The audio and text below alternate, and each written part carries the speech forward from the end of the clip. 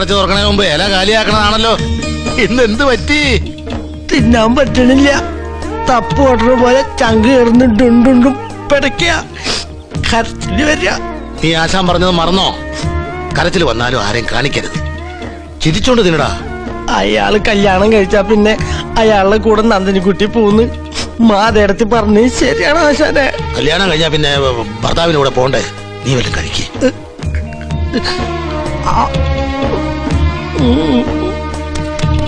വേണ്ട. അതെ അതെ അതെ, വേണ്ടെങ്കിൽ അവിടെ വെച്ചേര്, ഞാൻ കഴിച്ചോളാം.